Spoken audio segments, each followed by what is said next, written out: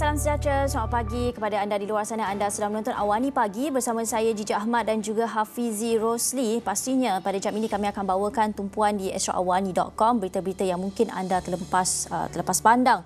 Tapi pastinya kita nak tumpukan kepada satu topik ini berkenaan dengan haiwan yang semakin pupus, yang kalau kita lihat jumlahnya kalau seluruh Malaysia ni, seluruh Semenanjung ni sekitar 150 ekor saja, iaitu harimau Melaya, yang mana serangan harimau baru-baru ni di Gua Musang kita tahu telah mencetuskan pelbagai persoalan berkenaan mengapa haiwan ini keluar daripada habitatnya, dan Polis Kelantan sendiri kita lihat telah pun memohon bantuan daripada pasukan gerakan am untuk membuat kawalan di kawasan penempatan orang asli di Gua Musang itu, susulan kita tahu kehadiran harimau Melaya yang mengancam keselamatan penduduk ketika ini. Dan Ketua Polis Kelantan sendiri, Datuk Syafiqin Mahmat, ada berkata bahawa langkah itu merupakan salah satu usaha bagi memastikan keselamatan orang asli ini berada dalam keadaan terbaik.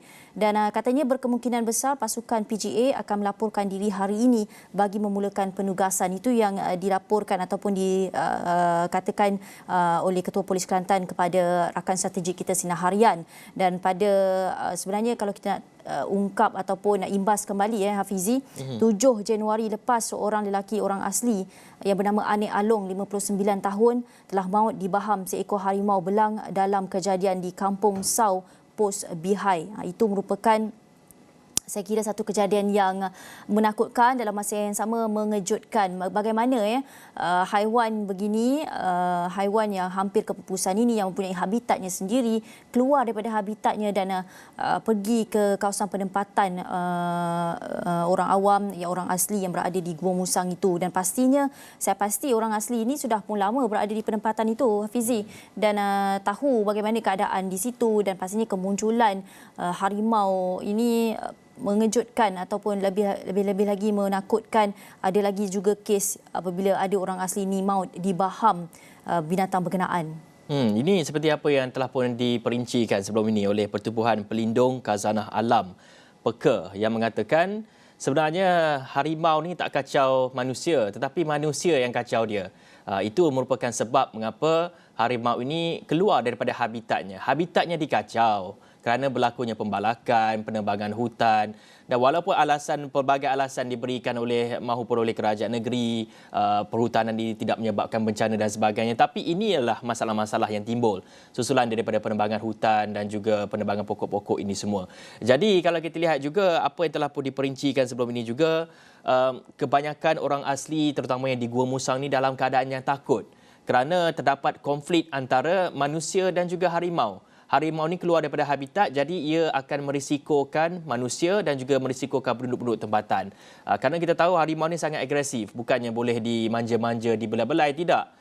Harimau ini kalau nampak saja manusia, dia akan attack. Itu adalah nature-nya, itu adalah kalau kita lihat kepada sifatnya itu, iaitu ingin memburu dan sebagainya. Dan kalau kita lihat juga kepada artikel-artikel yang kita ingin kongsikan sebelum ini, banyak juga gesaan-gesaan daripada aktivis-aktivis supaya kita dapat memastikan harimau ini selamat, dan dalam masa yang sama juga habitatnya tidak dikacau lagi. Kerana kita tahu harimau Melaya ini diambang kepupusan. Kerana apa yang telah pun diperjelaskan oleh Gigi sebentar tadi, 150 ekor saja yang berada di Semenanjung Malaysia ini. Dalam kita nak menjaga populasi harimau ni, perlu juga kita menjaga dari segi habitat mereka supaya mereka ini tidak lama ataupun pada masa akan datang tidak pupus disebabkan oleh habitat mereka dikacau dan sebagainya. Dan Gigi, kalau kita nak lihat juga, sebelum ini juga ada satu lagi laporan di mana harimau ini telah pun keluar daripada habitatnya dan juga mengacau ataupun telah pun menerjah rumah-rumah orang-orang asli, terutamanya di Gua Musang, iaitu di Kampung Bihai Lama. Telah pun kita bawakan kupasan ini. Dan pastinya isu ini perlu disegerakan. Kita nak menjaga harimau pertama, dan juga kita nak menjaga keselamatan penduduk-penduduk di kawasan sekitar itu. Dan susulan daripada itu, daripada ancaman harimau ini, kita lihat juga ada satu lagi inisiatif telah pun dilakukan oleh Perhilitan, iaitu ni di Terengganu. Perhilitan Terengganu telah pun memasang 2 perangkap untuk menangkap harimau yang dipercayai berkeliaran di sekitar ladang sawit Kampung Teladas dekat Air Putih di Kemaman. Dan kata pengarahnya, ia susulan ada laporan daripada penternak lembu di kampung tersebut yang berdakwa berlaku serangan mamalia itu sejak Disember tahun lepas hingga menyebabkan kematian haiwan ternakan mereka. Ini tadi saya dah cakap tadi mengenai inilah merupakan kesan-kesan sekiranya habitat mereka ini dikacau. Ya, dalam masa yang sama juga kita lihat apabila ada berlaku kematian serangan harimau ni yang menyebabkan salah seorang penduduk orang asli di Gua Musang tu maut, harimau itu terpaksa ditembak mati. Itu sebenarnya ramai orang menyatakan rasa kekesalan daripada tindakan tersebut, tetapi telah pun dijelaskan mengapa tindakan itu diambil. Kerana pengarah Pilitan juga berkata bahawa ia ditembak mati kerana selepas ada cubaan serangan anggotanya ketika membuat pencarian. Tetapi dalam masa yang sama juga kita kena lihat bahawa haiwan ini semakin pupus dan juga perlukah tembakan mati itu diambil, tindakan itu menembak mati itu perlu diambil ketika ini, ketika kita perlu melindungi haiwan berkenaan. Tetapi dalam masa yang sama juga banyak faktor perlu dilihat juga oleh agensi-agensi berkaitan. Pertama, pembalakan hutan seperti yang disebutkan oleh Hafizi. Kedua adalah adakah kejadian banjir yang berlaku dalam negara kita ketika ini juga menyebabkan haiwan-haiwan yang mempunyai habitatnya sendiri ini, haiwan-haiwan liar ini keluar daripada habitatnya dan pergi menghampiri kawasan penempatan penduduk. Tapi apapun kita harap ada satu penjelasan, ada satu tindakan yang wajar diambil yang boleh kita lakukan. Salah satunya seperti yang dilakukan oleh Pilitan Terengganu ini memasang perangkap dan bagaimana sebenarnya haiwan-haiwan ini kita nak tengok sebenarnya apa sebenarnya mereka ni alami. Adakah mereka ni mengalami penyakit atau mereka ni sebenarnya tiada habitat mereka lagi dalam hutan itu, mungkin tak ada makanan lagi dalam hutan itu. Sebenarnya itu perlu dikaji dan diselidik. Dalam masa yang sama juga, selain daripada haiwan harimau ini yang semakin pupus ni, satu lagi haiwan yang semakin diambang kepupusan adalah penyu. Antara lain, ini saya kira satu perkongsian yang sangat menyedihkan apabila seekor anak penyu agar, jenis agar ditemui mati termakan plastik di Marang. Ini merupakan satu kisah yang sangat sedih apabila seekor anak penyu ini ditemui mati dipercayai akibat termakan plastik di pantai Pulau Kerengga dekat Marang. Pengarah Jabatan Perikatan Negeri Terengganu Rozaini Mahmat berkata penemuan bangkai penyu itu merupakan kes keempat melibatkan kematian haiwan tersebut sejak awal bulan ini. Kalau anda boleh lihat visual yang kami kongsikan ini, nampak plastik itu ditarik daripada mulut anak penyu tersebut. Itu merupakan satu perkara yang menyedihkan. Kami boleh lihat di situ bagaimana dapat direkodkan perkara berkenaan penyu tu dah mati dah tu, penyu Betul. agar tu kan. Dan kita tahu juga adakah ini disebabkan banjir yang berlaku ataupun apa sebenarnya yang menyebabkan boleh penyu spesies agar ini lemas terperangkap ataupun lemas selepas makan plastik tu. Kerana Gigi, kalau saya pernah tengok satu video Gigi di sosial media lah, apabila plastik-plastik ni berada dalam air, berada dalam laut tu, dia seakan-akan seperti jellyfish. Jadi penyu ni kebanyakan penyu ke ataupun kura-kura ke, kebanyakan ni mereka ni memakan jellyfish ni. Jadi mereka beranggapan ataupun ia beranggapan obo-obo, jellyfish obo-obo samalah kan. Betul. Jadi dia beranggapan itu adalah obo-obo.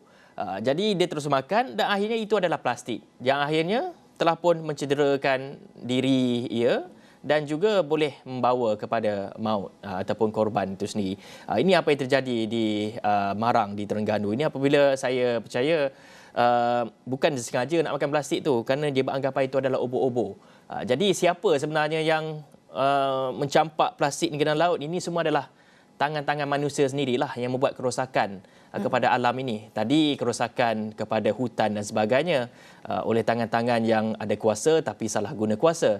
Tapi di laut ini saya kira adalah tangan-tangan marhain sendiri, rakyat-rakyat sendiri yang tidak bertanggungjawab, yang membuang sampah merata-rata, akhirnya alam sekitar sendiri yang terpaksa menanggung segala derita ini. Ya, itu saya nak kembalikan kepada tindakan kita. Kita kebanyakannya kalau di bandar ini tak dibenarkan, ada setengah tempat lah premisnya tak akan membekalkan straw. Kan, tidak akan membekalkan plastik. Tetapi saya kira penguatkuasaan itu hanya dilakukan di bandar-bandar. Sedangkan kawasan yang berdekatan dengan air ni, pantai ataupun sungai, kawasan-kawasan itu tidak dikuatkuasakan secara ketat penggunaan straw dan juga plastik, kerana di situ sebenarnya tempat utama yang perlu kita jaga. Plastik-plastik ini tidak boleh sampai ke kawasan air itu, di kawasan pantai dan juga di kawasan sungai. Dan bagaimana sebenarnya penguatkuasaan boleh dilihat kembali, tidak hanya diletakkan di tanggungjawab itu kepada masyarakat di bandar, kerana masyarakat di bandar mungkin jauh daripada sungai dan jauh daripada pantai itu sendiri.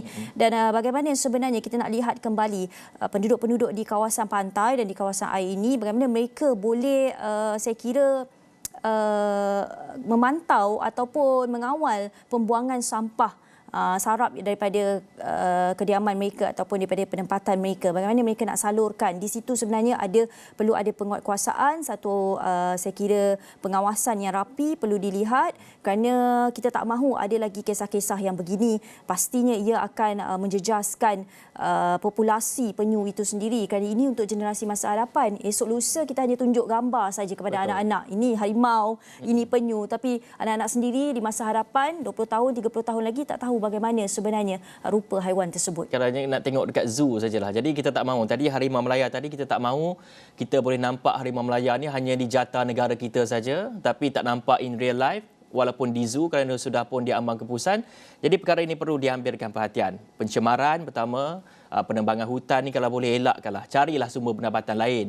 Ya, banyak lagi buat pelaburan dan sebagainya. Jangan mengharapkan kepada penebangan hutan-hutan, penebangan pokok saja untuk dapatkan sumber pendapatan itu. Baik, kita nak teruskan kepada perkembangan seterusnya, iaitu mengenai sijil vaksin ataupun sijil vaksinasi ini. Dan ini yang telah pun diperincikan oleh Menteri Menteri Kanan Pertahanan Datuk Seri Hishamuddin Tun Hussein, yang katanya pihak berkuasa diminta terus menjalankan siasatan terperinci bagi membantras kegiatan sindiket penipuan sijil vaksinasi COVID-19. Dan beliau berkata penipuan membabitkan sijil vaksinasi itu merupakan perkara yang tidak boleh dimaafkan kerana ia akan memudaratkan serta mendedahkan orang ramai kepada pandemik COVID-19. Dan katanya pihaknya tidak akan berkompromi penipuan sijil vaksinasi COVID-19. Ia merupakan sesuatu yang tidak boleh dimaafkan, dan beliau juga menyatakan kegembiraannya bila pihak berkuasa telah mengambil tindakan terhadap individu yang tertentu. Dan katanya siasatan mesti diteruskan kerana ketamakan mereka untuk mendapatkan keuntungan dan ambil kesempatan dalam musibah yang melanda dunia perlu ditangani segera. Itu yang berlaku di sebagai contoh di Terengganu juga semalam. Kita dah kongsikan kepada anda semua. Seorang doktor yang menawarkan ataupun yang kliniknya menawarkan pemberian vaksin tetapi menyalahgunakan dari segi kemudahan yang telah pun diberikan itu, iaitu memberikan sijil palsu. Jadi saya pasti apabila memberikan sijil palsu ni pasti ada membabitkan kepada wang, ada penawaran dan sebagainya. Jadi perkara ini perlu kita ambil maklum dan juga kita perlu kuatkuasakan lebih ketat lagi lah. Kerana kita tahu mereka yang tidak divaksin ini, mereka ni nampaknya terkejar-kejar kepada kemudahan apa yang orang tak vaksin dapat. Jadi kita tak mahu mereka ni ambil vaksin dan nikmatilah kemudahan-kemudahan bagi mereka yang vaccinated ini. Dan itu juga salah satu korupsi yang berlaku dalam sistem vaksinasi kita, dan kalau itu menjadi buah mulut sehingga keluar negara, pastinya ia akan memberi kesan kepada negara kita sendiri. Kerana salah satu perkara yang boleh dilakukan oleh negara-negara luar adalah ban negara kita daripada keluar ke mana-mana negara lain kerana adanya wujud isu begini. Dan ini sebenarnya perlu dilihat kembali ataupun diambil tindakan yang saya kira sangat ketat, kerana pastinya bila ada sijil vaksinasi palsu ini, kita khawatir kalau sebenarnya angka-angka vaksinasi itu sendiri juga mengira mereka yang mengambil sijil vaksinasi palsu ini. Baik, dalam masa yang sama saya nak kongsikan satu lagi berita berkenaan dengan pasangan suami isteri penjawat awam yang kantoi menggunakan aplikasi MySejahtera palsu. Dalam menggunakan MySejahtera palsu, mereka juga sanggup menggunakan sijil vaksinasi COVID-19 palsu.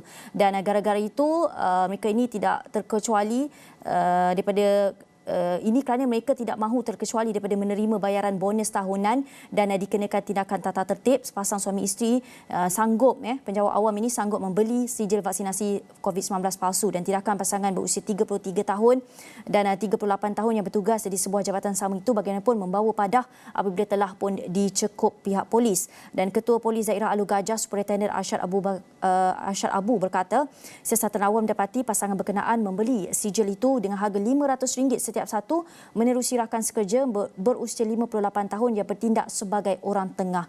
Kerajaan dah bagi free, tapi sanggup keluarkan RM500. Kalau sepasang ini, pasangan suami isteri, dua orang dah RM1,000. Sanggup keluarkan RM1,000 demi untuk mendapatkan sijil vaksinasi palsu. Padahal sijil vaksinasi itu anda boleh dapat secara percuma sekiranya anda mengambil vaksinasi. Dan pastinya penjawat awam di dalam negara kita diwajibkan untuk mengambil vaksin ini kerana dalam masa yang sama beberapa inisiatif dapat diberikan kepada mereka, tapi kerana nak dapatkan inisiatif ini sanggup menipu. Di mana sebenarnya integriti di situ? Anda anti-vax tapi sanggup menipu dan juga saya kira melanggar tata susila sebagai rakyat dan juga penjawat awam di sini, dalam masa yang sama juga membahayakan komuniti masyarakat setempat anda itu.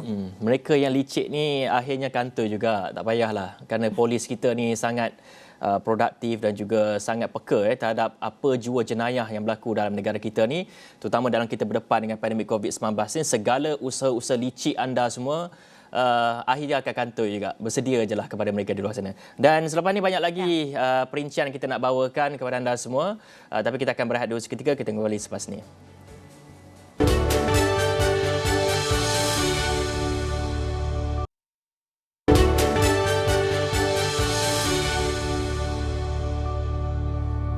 Ya, terima kasih kerana setia bersama kami di Awani Pagi. Kami nak kongsikan pada blog ini adalah cerita-cerita tular. Semalam kita boleh tengok di social media ada perkongsian berkenaan dengan seorang remaja yang cuba curi tabung masjid di penjara 10 hari dan denda RM4,000.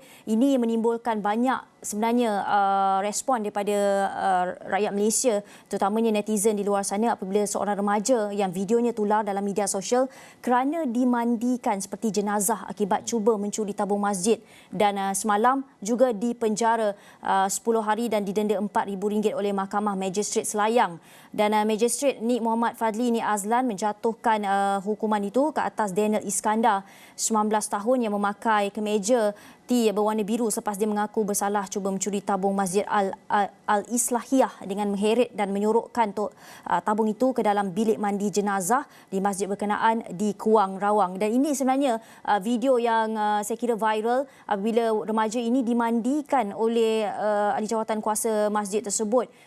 Mandi jenazah sebagai, saya kira, hukuman kepada tindakan remaja tersebut, yang mana dilihat tindakan itu ramai yang mempertikaikan caranya, dan kita boleh lihat sendiri tweet yang kami kongsikan yang bertanyakan adakah ini sebenarnya didikan Islam sebenar. Perlukah remaja ini yang telah membuat salah dimandikan seperti jenazah?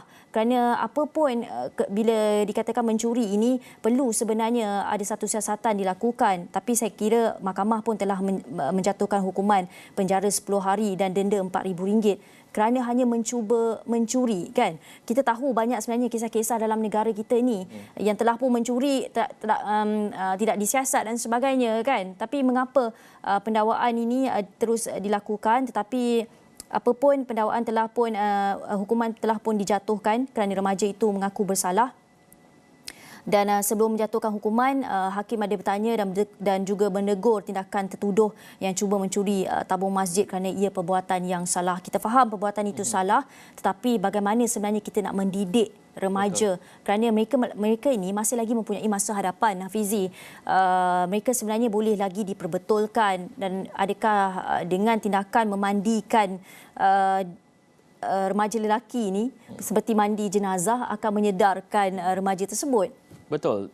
Kalau kita lihat juga kepada background remaja berkenaan ini, katanya telah pun menghadapi ada permasalahan dari segi konflik keluarga. Ibu bapa yang telah bercerai, dia tinggal bersama dengan datuknya dalam keadaan yang susah. Jadi saya kira kalau sekiranya mungkin siapa yang pemandi ni, saya tengok semua yang berkopiah ni, kalau mereka ni mempunyai pertimbangan, budi bicara, Kalau boleh, kalau nak mandi itu sebagai beri pengajaran cukup. Tapi janganlah dibawa pula ke pihak pendawaan dan sebagainya.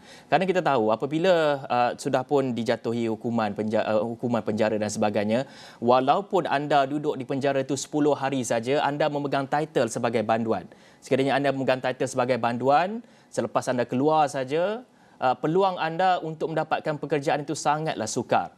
Terutamanya kepada untuk masuk ke dalam dalam sektor kerajaan, anda nak jadi penguat kuasa, itu memang dah tak boleh langsung. Jadi saya kira masa hadapannya gelap begitu saja disebabkan oleh cubaan mencuri. Bukan lagi mencuri, tidak lagi mencuri, tapi cubaan saja.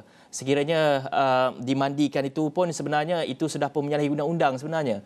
Itu bukan merupakan hukuman yang patut diberikan kalau ikut undang-undang, dimandikan jenazah. Kalau nak berikan pengajaran, boleh. Tapi itulah kalau kita lihat, mungkin selepas ini orang ramai perlu juga memikirkan bagaimana masa hadapan seorang itu, dan juga kalau kita nak bagi pengajaran, kita bagi pengajaran secara betul, nasihat dan sebagainya. Dan kita check dulu background dia, bagaimana status family-nya dan sebagainya, apa kesukarannya sehingga nak membawa dia nak mencuri itu perlu kita tahu sebelum kita buat apa-apa tindakan, Gigi. Saya kira institusi masjid ini juga peranan mereka perlu diperbesarkan. Ahli-ahli jawatan kuasa masjid ni bukan saja kita hanya pastikan mereka menjalankan tanggungjawab, tapi saya kira boleh juga diberikan pendidikan, misalnya kaunselor, bagaimana untuk bercakap dengan orang ramai, kerana saya kira orang-orang Islam di luar sana sering saja datang ke masjid untuk mendapatkan perlindungan, mendapatkan bantuan, bukan saja hanya ke masjid untuk solat dan melakukan ibadah. Ini terbukti daripada kita tengok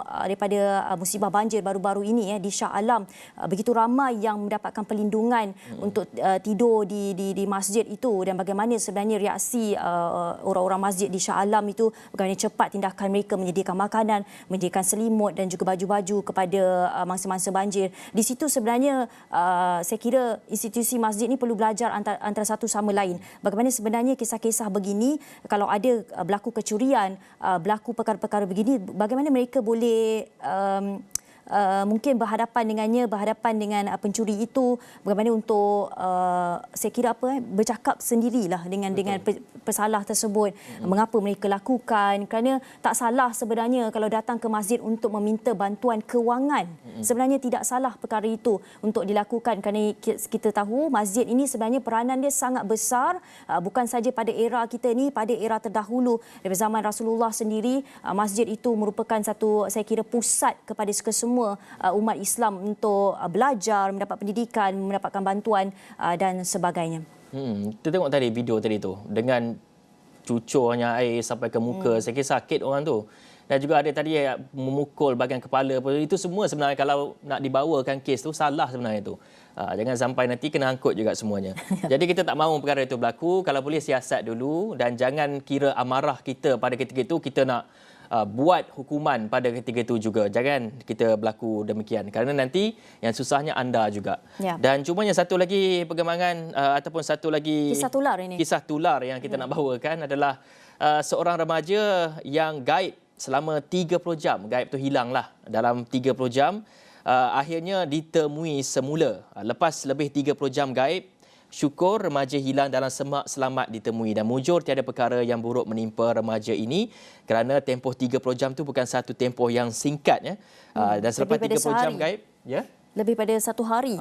Lebih daripada satu hari sebenarnya, tanpa makan, minum apa semua. Jadi seorang lelaki dipercayai gaib ini ditemui semula selepas membuang air kecil dalam semak berhampiran rumahnya di Kampung Pasir Linggi. Ditemui selamat pada petang semalam, dan ini berlaku di Gua Musang. Dan katanya usaha mencari telah pun dilakukan, dan apa yang saya dah dibaca juga semalam, katanya remaja ni merasakan dia hanya pergi ataupun dia hanya tidur selama 1 jam saja. Tiba-tiba padahal di dunia kita yang nyata ni 30 jam dia hilang. Ni cerita mistik sikit lah, Cici. Ya.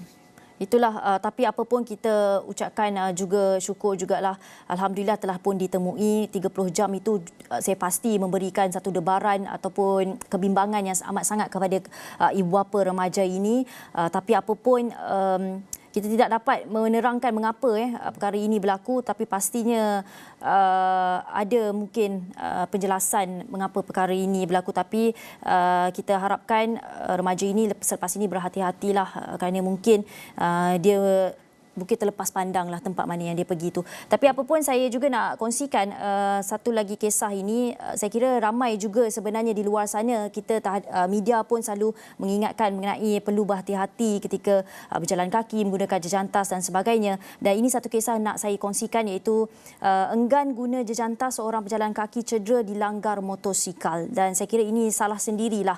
Seorang berjalan kaki cedera dilanggar sebuah motosikal di Jalan Sultan Ismail dari arah Jalan Imbi berhadapan sebuah pusat beli belah.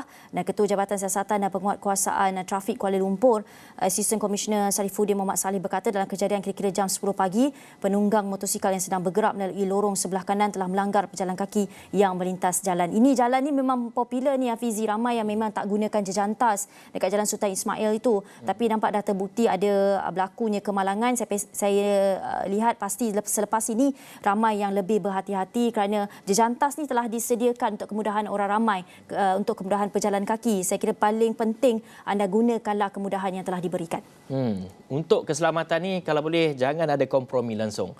Sekiranya anda membuat suatu perkara yang tidak mampu untuk menyelamatkan anda, kalau boleh elakkanlah. Kerana dah sedia pun jejantas ni, bukannya tak ada jejantas. Jadi perkara ini perlu juga kita perhatikan lebih, terutama dalam aspek keselamatan diri kita sendiri, Gigi. Baik, saya kira itu sahaja yang dapat kita kongsikan di Awani Pagi, Hafizi Rosli. Kalau anda suka apa yang kami bawakan, anda boleh pergi ke astroawani.com. Dengan itu, saya Gigi Ahmad. Saya Hafizi Rosli. Assalamualaikum dan salam hormat. Jumpa lagi.